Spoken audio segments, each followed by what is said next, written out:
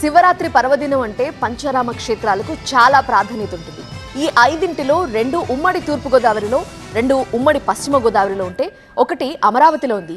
ఈ 5 ఒకసారి గమనిస్తే మొదటిది ద్రాక్షారామంలో భీమేశ్వరాలయం ఉంటుంది. రెండోది కుమారరామంగా పిలిచే సామర్లకోటలోను భీమేశ్వరాలయం ఉంటుంది.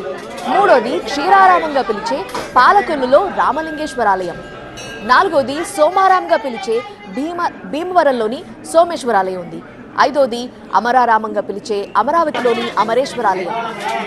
శివరాత్రి లాంటి పర్వదినాల్లో కుదరకపోవచ్చు, కానీ ఒకే రోజు ఈ 5 చోట్లకు వెళ్లి శివుడి దర్శనం చేసుకుంటే విశేష పుణ్యఫలం దక్కుతుందని భక్తులు నమ్ముతారు.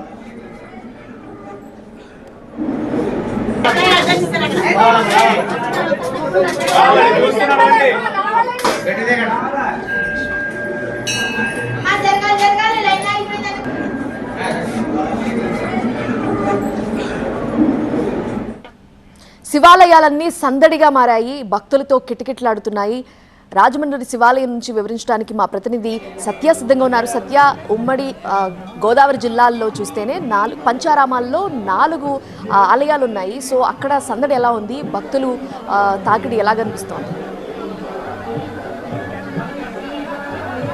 శివరాత్రి పర్వదినాన్ని పురస్కరించుకుని తెల్లారగట్ల 2 గంటల నుంచే గోదావరి స్నానం ఆచరించి శివుడికి ప్రత్యేకమైనటువంటి అభిషేకాలు చేస్తూ ఉన్నారు. ఇటు రాజమండ్రి పుష్కర్ ఘాట్తో పాటు అటు ద్రాక్షారామ భీమేశ్వర స్వామి ఆలయం, అలాగే సామర్లకోట కుమారరామ భీమేశ్వర స్వామి ఆలయం, అనేక ప్రాంతాలు కుట్టేశ్వర స్వామి, పిఠాపురం కుట్టేశ్వర స్వామి ఆలయానికి కూడా పెద్ద ఎత్తున పుష్కరంలో స్నానం చేయడానికి కూడా చూడొచ్చు. శివాలయానికి సంబంధించి క్యూ లైన్లో వేల సంఖ్యలో భక్తులు ఉన్నటువంటి దృశ్యాలు కూడా చూడొచ్చు.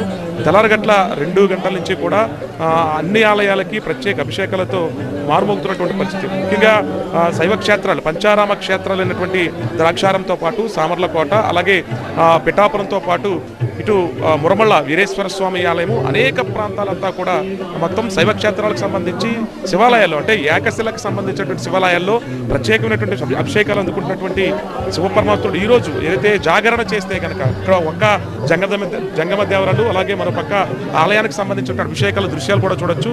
ఇసుకేస్తే రాళ్ళంత జనం ఒక పక్క పుష్కరాల్లో స్నానం చేస్తుంటే పుష్కర ఘాట్లో, మరోపక్క ఆలయాలకు సంబంధించినటువంటి ప్రాంతాల్లో పెద్ద ఎత్తున అభిషేకాలు జరుగుతున్నటువంటి దృశ్యాలు కూడా చూడొచ్చు. ఉదయం నుంచి ఆ మహాత్ముడు శివపరమాత్ముడి లింగానికి ప్రత్యేకమైనటువంటి అభిషేకాలు చేస్తూ ఉన్నారు. ఇటు జగ్గంపేట ఇరిపాక శివక్షేత్రంలో కూడా మహాశివరాత్రికి సంబంధించి స్నానాలు ఆచరించి, అలాగే ఏలేరు నదికి సంబంధించిన పుణ్యస్నానాలు ఆచరిస్తూ ప్రత్యేకమైన పూజా కార్యక్రమాలు చేసినటువంటి పరిస్థితి.